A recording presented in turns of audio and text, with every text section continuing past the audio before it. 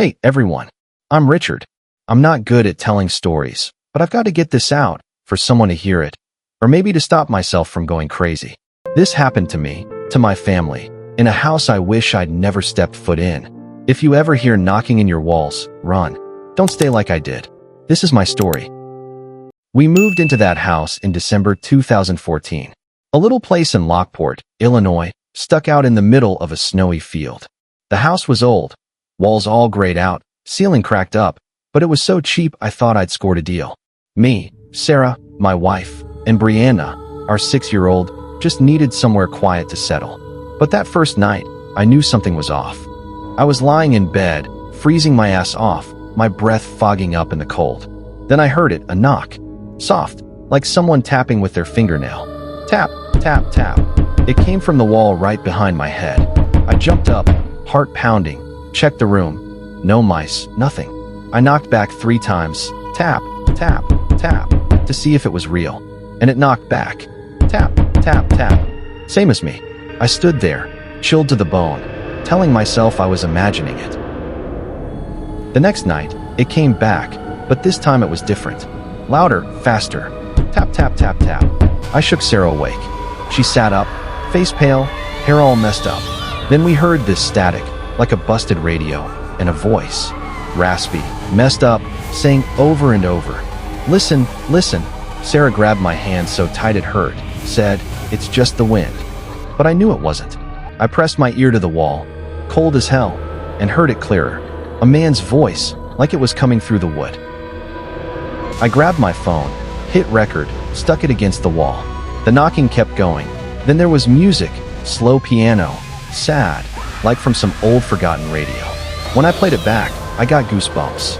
The voice, the music, it didn't belong here. I called the cops, called a plumber, but no one found anything. One cop even said, "Yeah, I hear the voice too." But they left us to deal with it. I started asking around about the house. Neighbors said it used to belong to some old guy, Walter Grayson. Lived alone, fixed radios for a living, went missing back in '77. They said he'd knock on the walls to get help, but one day the knocking stopped, and he was gone. I thought maybe AM radio waves got picked up by the walls. A guy from the radio station told me that. But it didn't explain why Brianna started crying every night, pointing at the mirror in her room, saying, "Dad, he's in there. He's watching me." By the 10th night, I couldn't take it. The knocking was everywhere. Ceiling, floor, walls. Tap, tap, tap. Sarah screamed when she saw a shadow on the living room wall. I flipped the lights on, nothing there. I grabbed a hammer, hands shaking, and smashed into the wall where it was loudest. Wood splintered, dust flew everywhere. Inside was an old radio, smashed up, no wires, no battery. But when I picked it up, it buzzed in my hands, letting out that damn static. That last night broke me. I can't shake it. My hands are trembling just thinking about it. It was pitch black outside, no moon, no stars, just the wind howling like it wanted to rip the house apart. I was in the living room, holding Sarah and Brianna, trying to keep it together. Then the knocking started, not soft anymore, but crazy, like someone pounding from inside the walls. Tap, tap, tap, tap. Then scratching kicked in, scritch, scritch, scritch, sharp as hell, like nails tearing through wood. I yelled, "Stop it!" But it wouldn't stop. It got louder, faster.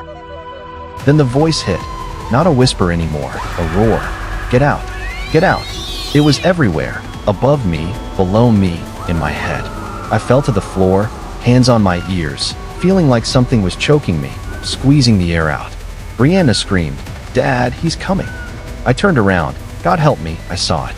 A tall, skinny shadow standing in the corner. No face, just 2 black holes for eyes, staring right at me. The lights flickered like crazy, windows rattled like they'd shatter. I yelled, "Run!" Grabbed Sarah, scooped up Brianna, and bolted for the door. Bare feet hit the snow, cold burning my skin, but I didn't care. I looked back once. That thing was in the doorway, still as death, watching us go. I don't know how long I ran. The knocking followed, tap, tap, tap, fading but still there. Sarah was sobbing, Brianna shaking in my arms. I just kept running till I couldn't anymore. We didn't go back for our stuff. Next morning, I snuck in to grab my phone. I'd left it recording. When I listened, I froze. My voice was on it, whispering, "Don't come back. Don't ever come back." Not me from that night. It was me now. I don't get it. How'd it get there? How'd it know? Now we're in a little apartment, miles from Lockport. I don't talk about that house, but some nights I wake up, ears ringing with that knocking. Tap, tap, tap. Brianna doesn't say much, but I catch her sitting there, eyes red, like she's hearing something too. That house is still out there, empty, waiting. I just hope no one moves in. Thanks for listening. If you hear knocking in your walls, don't answer it. Don't ever answer it. Sleep tight if you can.